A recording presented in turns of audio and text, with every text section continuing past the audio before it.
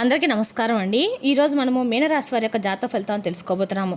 మీనరాశి వారికి జూన్ 19 అనగా శుక్రవారం నాడు వీరి యొక్క జాతక ఫలితాలను తెలుసుకోబోతున్నాం. అయితే మీనరాశి వారు ఎవరైతే ఇప్పుడే కొత్తగా మన ఛానల్ చూస్తున్నారో దయచేసి ఛానల్ సబ్స్క్రైబ్ చేసుకొని వీడియోకి లైక్ చేసి సపోర్ట్ చేయడం మాత్రం మర్చిపోకండి. మరి వీడియోని ఎక్కడ కూడా స్కిప్ చేయకుండా చివరి చూసినట్లయితేనే మీకైతే పూర్తిగా అర్థమవుతుంది. రేపటి రోజున మీ యొక్క రాశి ఫలితాల ప్రకారం మీకు ఏ విధంగా ఉండబోతుందో తప్పకుండా తెలుసుకుందాము.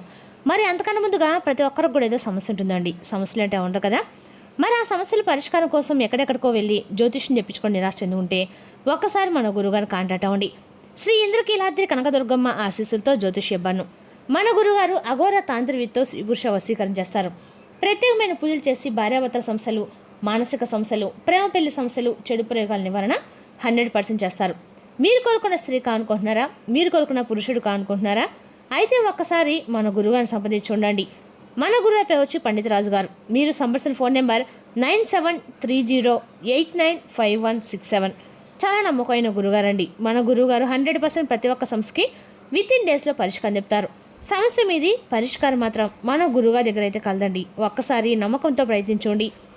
ఇప్పుడు మీనరాశి వారి దినఫలిత ప్రకారము రేపటి రోజున పూర్వభాద్ర ఉత్తరాభాద్ర నక్షత్రాల ప్రభావం మీనరాశి వారికి అనుకూలంగా ఉంటుంది. ఈ మీనరాశికి అధిపతి గురుగ్రహం. అనుకూల దృష్టి వలన విద్య, ఉద్యోగం, ధన సంబంధ విషయాల్లో శుభ ఫలితాలు పొందే అవకాశం ఉంది. శుక్రగ్రహ ప్రభావం వల్ల కుటుంబంలో ఆనందం, ప్రశాంతత పెరుగుతాయి. ఇక గ్రహ ఫలితాలు ఉద్యోగ, వ్యాపార రంగాల్లో మంచి అవకాశాలు లభిస్తాయి. ఆర్థికంగా లాభదాయకమైన నిర్ణయాలు తీసుకునే అవకాశం కూడా ఉంది. కుటుంబ సభ్యుల యొక్క సహకారం లభిస్తుంది. దూర ప్రయాణాలు లేదా శుభకార్యాలకు సంబంధించిన వార్తలు వినే అవకాశం కూడా ఉంది. ఆరోగ్యం పరంగా ఆహార నియమాలు పాటించడం చాలా మంచిదండి. ఇక రేపటి శుక్రవారము ఈ మీనరాశి వారు మహాలక్ష్మీదేవిని, శ్రీ మహావిష్ణువు, అలాగే శ్రీ దత్తాత్రేయ స్వామి ఆరాధన శుభప్రదంగా ఉంటుంది. రేపటి రోజు పరిహారాలు శ్రీ మహాలక్ష్మి నమో మంత్ర 2 నిమిషాలు జపించండి. లక్ష్మీదేవికి తామర పూలు లేదా తెల్లని పూలతో అర్చించేయండి. విష్ణు సహస్రనామం పారాయణ చేయడము శుభప్రదము. పేదలకు బియ్యం కానీ, శనగలు కానీ లేదా తెల్లటి పాలు దానం చేయండి. సాయంత్రం నెయ్యి దీపం వెలిగించి అమ్మవారిని ప్రార్థించండి. ఇక మీనరాశి వారికి అదృష్ట సంఖ్య 3. అదృష్ట రంగులు పసుపు, తెలుపు. శుభ సమయము ఉదయం 8 గంటల నుండి 10 గంటల వరకు. రేపటి రోజున శుభదిక్కు ఈశాన్యం దిక్కండి.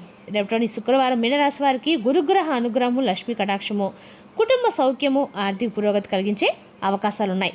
ప్రశాంతంగా ఆత్మవిశ్వాసంతో ముందుకు సాగితే విజయాలు సొంతమవుతాయి. ఇక రేపటి రోజున ప్రధానమైనటువంటి అంశంలో భాగంగా రేపటి రోజున వచ్చేటువంటి ఒక ఫోన్ కాల్ అనేది ఈ వార్త మీ దిశను పూర్తిగా మార్చేయబోతుంది. అయితే రేపటి రోజున వచ్చేటువంటి ఆ ఫోన్ కాల్ అనేది కేవలము ఒక సమాచారం కదండి. మీ కాలి కింద భూమిని కదిలించిన ఒక నిజాన్ని, ఒక వార్తని రేపటి మీరు ఒక వ్యక్తి ద్వారా వినబోతున్నారు. అలాగే మీ గుండెలో తప్పకుండా అంటే ఒక ధైర్యం అనేది కూడా రేపటి రోజు మీరు ఏర్పడుతుంది. అయితే ఈ వార్తను మీ మనసుకు తప్పకుండా చాలా అంటే ఆనందకరమైనటువంటి రేపటి రోజున వార్తగా మీరు స్వీకరించబోతున్నారు. అలాగే మీ యొక్క సర్వస్వాన్ని ప్రశ్నించేటువంటి ఒక ఫోన్ కాల్ అసలు ఏంటి, ఆ ఫోన్ కాల్ ద్వారా మీరు ఎటువంటి శుభవార్తను రేపటి వినబోతున్నారు, ఆ వార్త మీ జీవితాన్ని ఎలా అస్తవ్యస్తం చేయబోతుంది. ఒక్క నిమిషం కూడా మీరు తప్పకుండా ఈ వార్తను వినడానికి, పూర్తిగా వినడానికి సిద్ధంగా ఉండండి.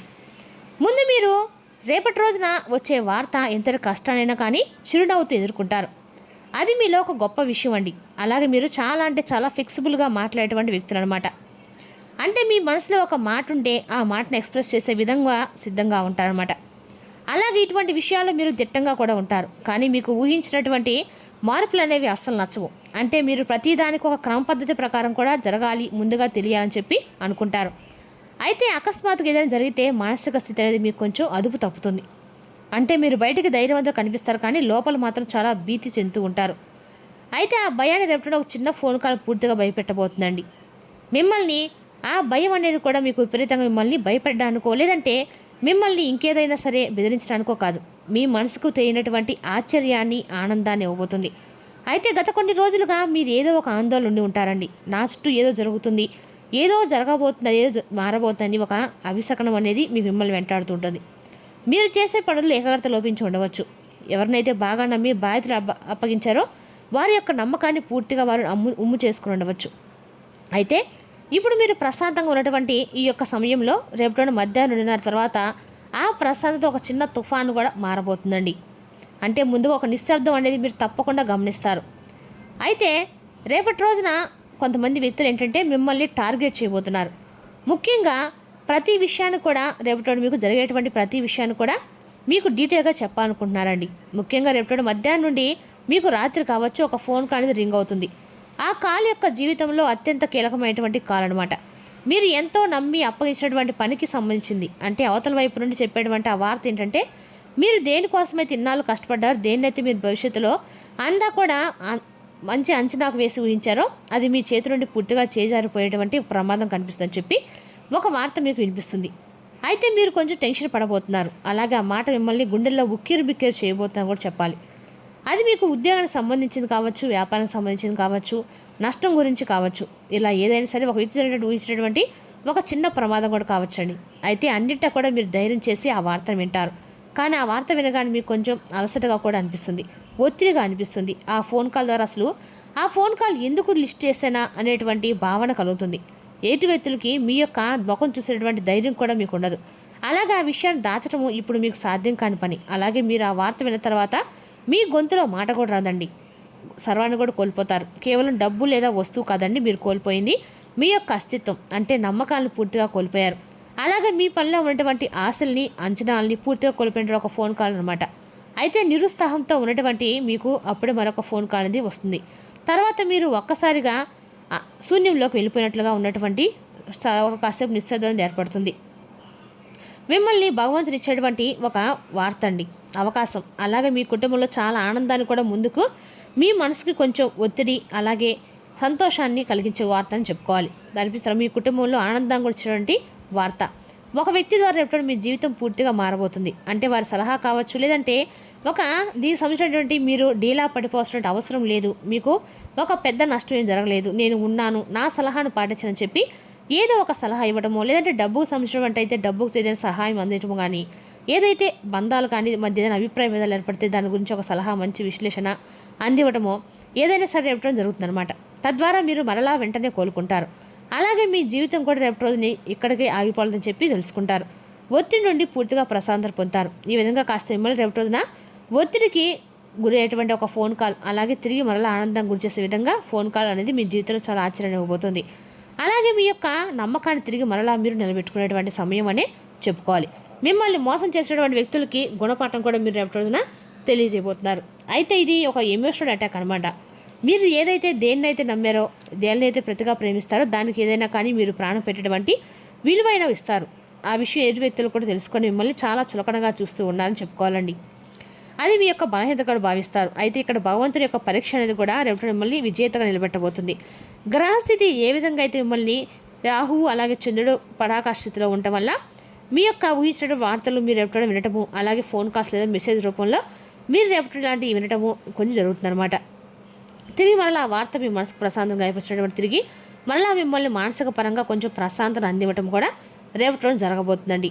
ఇదంతా యాదృచ్ఛికంగా అయితే జరగలేదండి. ఇదంతా గ్రహాల యొక్క కలయిక వల్ల జరిగినాయి. కొంచెం మిమ్మల్ని ఒత్తిడికి గురి చేయడం, అలాగే తిరిగి మరలా ప్రశాంతత అందివ్వడం కూడా జరుగుతుంది. అయితే రేపటి మీరు సురక్షితంగా కూడా రేపటి పొందబోతున్నారు. అలాగే గ్రహస్థితి మీ యొక్క రేపటి అన్ని రకాల కూడా విషయాల్ని తెలియపరుస్తుంది. అలాగే మీరు ఏది కోల్పోతున్నారు, ఏది కోల్పోకుండా ఉండాలి, కోల్పోకుండా అంటే మీరు ఏం చేయాలి, నడుచుకోవాలి, ఇటువంటి విషయాలన్నీ కూడా వివరంగా తెలుసుకుందాం. ఒక అవగాహన కూడా మీ గ్రహస్థితిని నేర్పించబోతుంది. అలాగే మీ జీవితంలో రేపటి రోజున జరిగేది అత్యంత కఠినమైనటువంటి వార్త. రేపటి రోజున మీరు కొంచెం ఈ విషయంలో తాలూకా విషయంలో అయితే మరలా ప్రశాంతత పొందుతారు. ఆర్థికంగా రేపటి రోజున మీరు సంక్షోభాన్ని కూడా ఎదుర్కోవాల్సి ఉంటుంది. అన్నిటికంటే మించి మీరు ఎవరినైతే మీ యొక్క బలం అని చెప్పి నమ్మారో వారి మీద ఉన్నటువంటి నమ్మకం రేపటి మీరు పూర్తిగా చల్లిపోతుంది. మీరు కష్టపడి నిర్మించినటువంటి ప్రతిష్ట ఒక్కసారిగా తలకెదినేటువంటి ప్రమాదాలు కూడా ఉన్నాయి. అయితే రేపటి ఒక ఫోన్ని పక్కన పెట్టేసే ముందు మీరు అలాగే ఫోన్ ఇచ్చినటువంటి ప్రతిసారి కూడా సుదీర్ఘమైనటువంటి ఆలోచనలోకి వెళ్ళబోతున్నారు.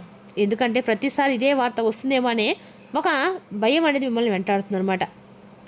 ఒక శ్వాసను కూడా మీరు రేపటి తీసుకుంటారు. ఏ వార్త వచ్చినా సరే వెంటనే రియాక్ట్ అవ్వకండి. ఒక గంట సమయం తీసుకోండి. వీలైతే రేపటి హనుమాన్ చాలీసా అవ్వండి, అలాగే వినండి. మీ కష్టాలు పూర్తిగా తొలగిపోయి కొంచెం ధైర్యాన్ని ఇస్తాయి. ఏదైనా చెడు వార్త వస్తే దాన్ని మీ మనసులో అణిచివేయడం గురించి ఆ అణిచివేసుకోకుండా ఒక నమ్మకమైనటువంటి వ్యక్తితో తిరిగి మరలా మీకు పరిచయం అనేది కూడా ఉపయోగపడుతుంది. రేపటి మీరు కష్టం కూడా ఎక్కడైనా సర్లే అమ్మవారి గుడి ఉంటే అమ్మవారి గుడిలో కుంకుమార్చన చేర్చుకునేలా కూడా మంచిదండి. మరి తెలుసుదాకండి ఈ రాశి యొక్క జాతక ఫలితాలు. తిరిగిరే మరో వీడితో మళ్ళీ కలుసుకుందాం. Thank you for watching.